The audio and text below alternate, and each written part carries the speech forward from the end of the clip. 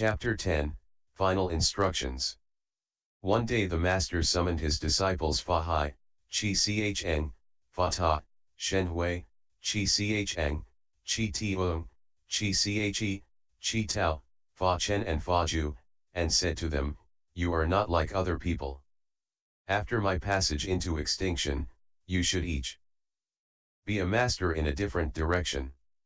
I will now teach you how to explain the Dharma without deviating from the tradition of our school. First bring up the 3 classes of Dharma doors, and then use the 36 pairs of opposites, so that, whether coming or going, you remain in the Bodhimandala. While explaining all the Dharmas, do not become separated from your self-nature. Should someone suddenly ask you about a Dharma, answer him with its opposite.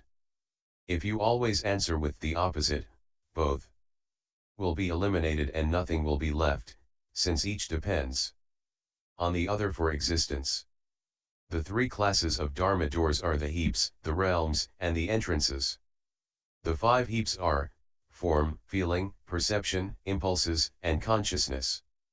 The 12 entrances are the 6 sense objects outside, forms, sounds, smells, tastes, tangible objects, and objects of the mind, and the 6 sense organs within, eye, ear, nose, tongue, body, and mind.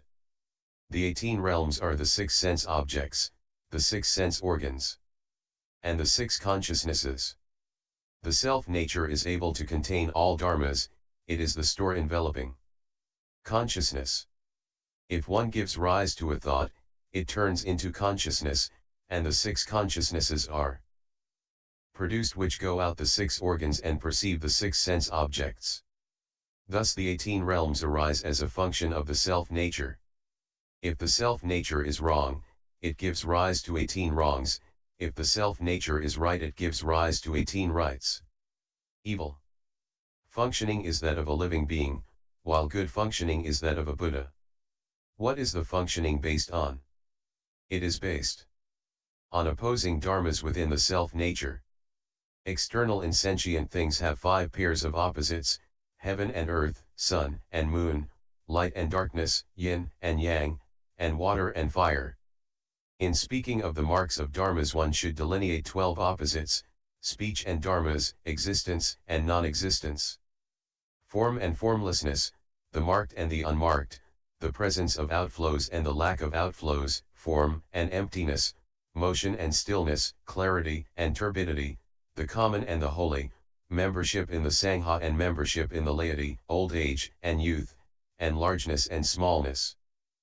From the self-nature 19 pairs of opposites arise, length and shortness, deviance and orthodoxy, foolishness and wisdom, stupidity and intelligence, confusion and concentration, kindness and cruelty, morality and immorality, straightness and crookedness, reality and unreality, danger and safety, affliction and bodhi, permanence and impermanence, compassion and harm, joy and anger, generosity and stinginess, advance and retreat, production and extinction, the Dharma body, and the form body, the transformation body and the reward body. The Master said, if you can understand and use these 36 pairs of opposites you can connect yourself with the dharmas of in the sutras and avoid extremes, whether coming or going. When you act from your self-nature in speaking with others, you are separate from external marks while in the midst of them and separate from inward emptiness while in the midst of emptiness. If you are attached to marks, you will add to your wrong views, and if you grasp at emptiness, you will increase your ignorance. Those who grasp at emptiness slander the sutras by maintaining that written words have no use. Since they maintain they have no need of written words, they should not speak either, because written words are merely the marks of spoken language. They also maintain that the direct way cannot be established by written words, and yet these 2 words, not established, are themselves written. When they hear others speaking, they slander them by saying that they are attached to written words. You should know that to be confused as they are may be permissible, but to slander the Buddha Sutras is not. Do not slander the sutras, for if you do, your offense will create countless obstacles for you. One who attaches himself to external marks and practices dharmas in search of truth, or who builds many bodhi mandalas and speaks of the error and evil of existence and non-existence, will not see his nature for many eons. Listen to the Dharma and cultivate accordingly. Do not think of the 100 things, for that will obstruct the nature of the way. Listening without cultivating will cause others to form deviant views. Simply cultivate according to the Dharma, and do not dwell in marks when bestowing it. If you understand, then speak accordingly, function accordingly, practice accordingly, and act accordingly, and you will not stray from the basis of our school. If someone asks you about a meaning, and the question is about existence, answer with non-existence. If you are asked about non-existence, answer with existence. Asked about the common life, answer with the holy life. Asked about the holy life, answer with the common life. Since in each case the two principles are interdependent, the meaning of the middle way will arise between them. If you answer every question with an opposite, you will not stray from the basic principle. Suppose someone asks, "What is darkness?" You should answer, "Brightness is the cause and darkness the condition." When there is no brightness, there is darkness. Brightness reveals darkness and darkness reveals brightness. Since opposites are interdependent, the principle of the middle way is established. Answer every question that way, and in the future, when you transmit the Dharma, transmit it in the way I am instructing you. Then you will not stray from the tradition of our school. In the 7th month of the year Gentsu, the first year of the Tai and Yenho reigns, ca 712 AD, the master sent his disciples to Sunza to build a pagoda at Kuo-en temple. He ordered them to hurry the work and it was completed by the end of the summer of the following year. On the first day of the 7th month he gathered his disciples together and said, "In the 8th month I wish to leave this world. Those of you with doubts should ask about them soon so that I may resolve them for you and put an end to your confusion, because when I am gone there will be no one to teach you." Hearing this, Fa Hai and the others wept. Only Shen Hui was unmoved and did not cry. The master said, "Little master Shen Hui has attained to the equality of good and evil. He is not moved by blame or praise and does not feel sadness or joy. None of the rest of you have attained that. All these years on the mountain how have you been cultivating? Now you cry. Who are you worrying about? Are you worrying that I don't know where I'm going? I know where I'm going. If I didn't know, I wouldn't have been able to tell you about it in advance. No doubt you are crying because you don't know where I am going, but if you knew you wouldn't need to cry. Originally the Dharma nature is not produced or extinguished, it does not come or go. All of you sit down, and I will recite a verse called the True False Motion Stillness verse. If you take it up and recite it, you will be of the same mind as I am. If you rely on it to cultivate, you will not stray from the true principle of our school. The assembly bowed and begged the master to recite the verse. There is nothing true in anything. So don't view anything as true. If you view anything as true, your view will be completely false. You can know what is true by yourself. Being apart from the false is the truth of the mind. When your own mind is not apart from the false, and lacks the truth, then where is the truth? Sentient beings understand motion. Insentient beings do not move. If you cultivate the work of non-movement, like insentient beings, you will not move. If you seek the true non-movement, in movement, there is non-movement. Non-movement is non-movement. Things without sentience lack the Buddha seed. Fully able to discriminate among marks, but unmoving in the primary meaning. The very act of viewing in this way itself is the function of true suchness. I tell you, students of the way, apply your minds with effort and take care. At the gate of the great vehicle, do not grasp the wisdom of birth and death. If there is response at these words, then let us discuss the Buddha's meaning together. If there is no response, Join your hands together and make others glad. The basis of this school is non-contention. Contention is not the meaning of the way. For in grasping at the Dharma doors of contradiction and contention, the self-nature enters birth and death. When the followers heard this verse, they understood its meaning and bowed down before the Master. They made up their minds to practice in accord with the Dharma and not to argue, knowing that the great Master would not remain long in the world. The senior seated Fahai bowed again and asked, after the High Master enters extinction, who will inherit the robe and Dharma? The Master said, since the time I lectured on the Dharma in the Ta Fan temple, transcriptions of my lectures have been circulated. They are to be called the Dharma Jewel Platform Sutra. Protect and transmit them in order to take humankind across. If you speak according to them, you will be speaking the orthodox Dharma. I will explain the Dharma to you, but I will not transmit the robe, because your roots of faith are pure and ripe. You certainly have no doubts and are worthy of the great work. According to the meaning of the transmission verse of the first Patriarch Bodhidharma, the robe should not be transmitted. His verse said, originally I came to this land, transmitting Dharma, saving living beings. One flower opens, 5 petals and the fruit comes bare of itself. The Master added, all of you good knowing advisors should purify your minds and listen to my explanation of the Dharma. If you wish to realize all knowledge, you must understand the samadhi of one mark and the samadhi of one conduct.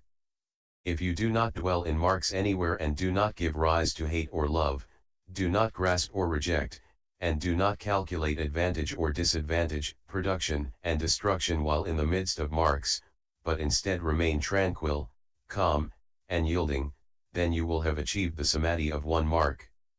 In all places, whether walking, standing, sitting, or lying down, to maintain a straight and uniform mind, to attain the unmoving Bodhimanda and the true realization of the Pure Land.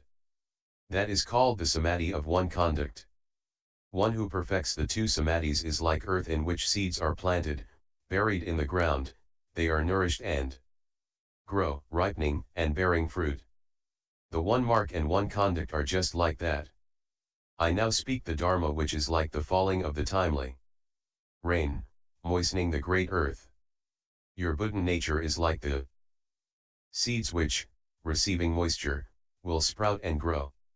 Those who receive my teaching will surely obtain Bodhi, and those who practice my conduct will certainly certify to the wonderful fruit.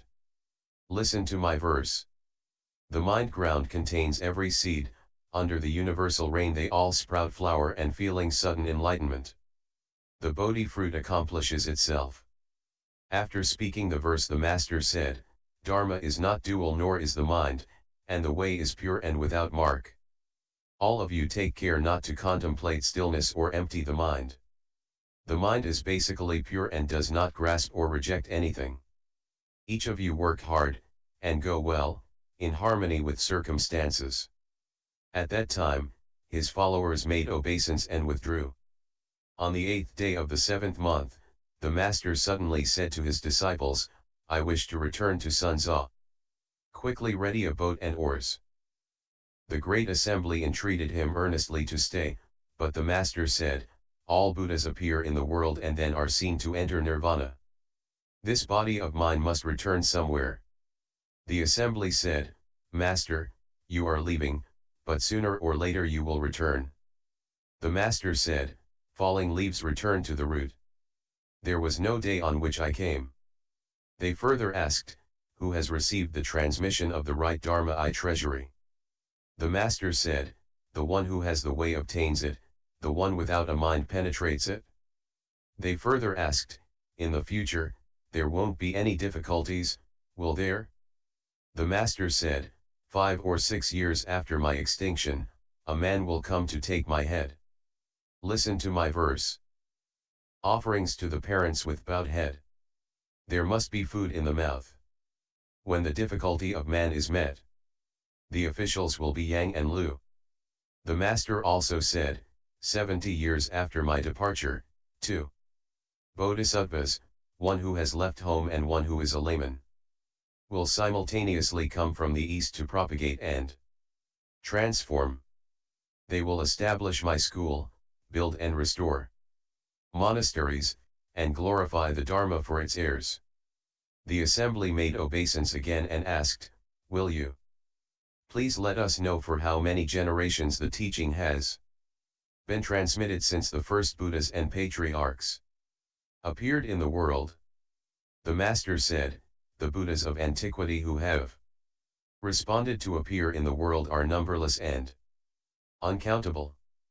But now I will begin with the last 7 Buddhas. In the past adorned eon there were Vipassana Buddha, Shikan Buddha, and Vishvabhu Buddha.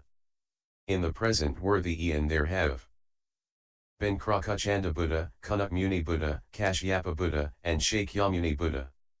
From Shakyamuni Buddha, the transmission went to Arya Mahakashyapa, Arya Ananda, Arya Sanakavasa, Arya Upagupta, Arya Tridaka, Arya Mikeka, Arya Vasumitra, Arya Buddhanandi, Arya Buddhamitra, Arya Parshva, Arya Punyayashas, Mahasattva Ashvayosha, Arya Kapimala, Mahasattva Nagarjuna, Arya Kanadeva, Arya Rahulata, Arya Sananandi, Arya Gayashata, Arya Kumareta, Arya Jada, Arya Vasubandhu, Arya Manarita, Arya Hakalna, Arya Singha, Arya Bhajiasada, Arya Punyamitra, Arya Prajnatara, Arya Bodhidharma, Great Master Huayko, Great Master Sentizan, Great Master Tao Hsin, Great Master Hung Jen, and I, Y copyright /Nung, am the 30 copyright /3rd Patriarch.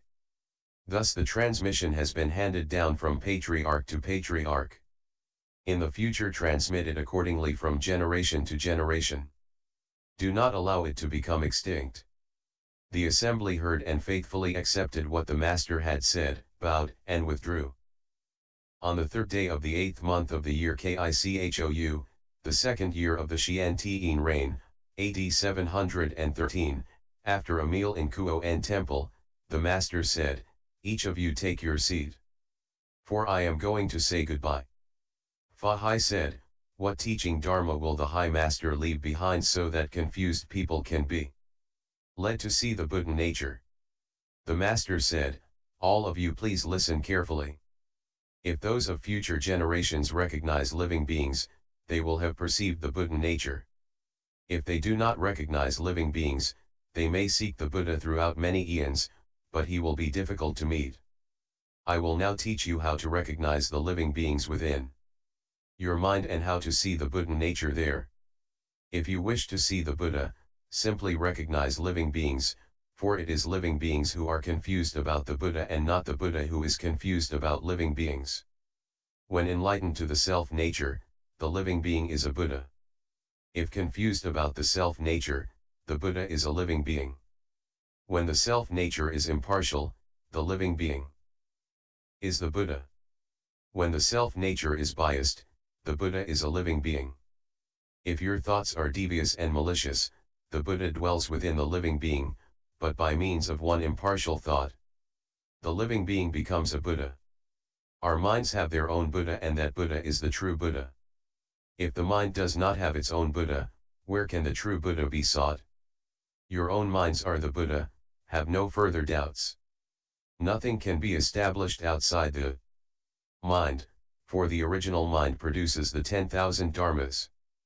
Therefore the sutras say, the mind produced, all dharmas are produced. The mind extinguished, all dharmas are extinguished. Now, to say goodbye, I will leave you a verse called the Self-Natures True Buddha verse. People of the future who understand its meaning will see their original mind and realize the Buddha way. The verse runs. The true suchness self-nature is the true Buddha. Deviant views, the 3 poisons, are the demon king. At times deviant confusion. The demon king is in the house, but when you have proper views the Buddha is in the hall. Deviant views, the three poisons produced within the nature, are just the demon king come to dwell in the house. Proper views casting out three poisons of the mind transform the demon into Buddha, true, not false. Dharma body, reward body, and transformation body, fundamentally, the three bodies are one body. Seeing that for yourself within your own nature is the Bodhi cause for realizing Buddhahood. The pure nature is originally produced from the transformation body. The pure nature is ever present within the transformation body, one's nature leads the transformation body down the right road. And in the future the full perfection is truly without end. The root cause of purity is the lust nature, for once rid of lust the substance of the nature is pure. Each of you, within your natures, abandon the five desires. In an instant, see your nature, it is true. If in this life you encounter the door of the sudden teaching you will be suddenly enlightened to your self-nature, and see the honored of the world. If you wish to cultivate and aspire to Buddhahood, you won't know where the truth is to be sought, unless you can see the truth within your own mind. This truth which is the cause of realizing Buddhahood. Not see your self-nature but to seek the Buddha outside. If you think that way, you are deluded indeed. I now leave behind the Dharma door of the sudden teaching to liberate worldly people who must cultivate themselves. I announce to you and to future students of the way, if you do not hold these views you will only waste your time. Having spoken the verse the Master continued, all of you should take care. After my extinction, do not act with worldly emotion. If you weep in sorrow, receive condolences, or wear mourning clothes, you are not my disciples, for that is contrary to the proper Dharma. Simply recognize your own original mind, and see your own original nature which is neither moving nor still, neither produced nor extinguished, neither coming nor going, neither right nor wrong, neither dwelling nor departing. Because I am afraid that your confused minds will misunderstand my intention, I will instruct you again so that you may see your nature.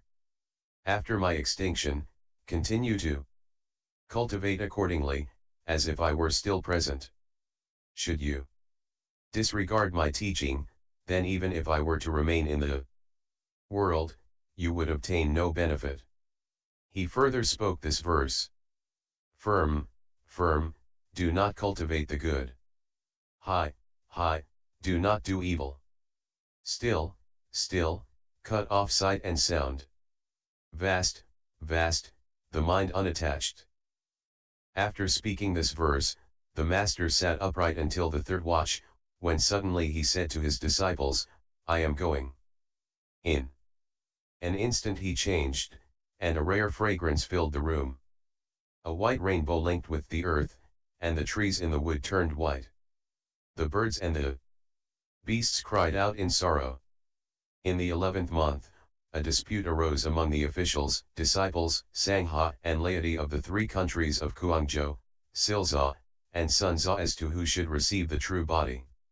As they could not agree, they lit incense and prayed saying, the Master will be returned to the place indicated by the incense smoke.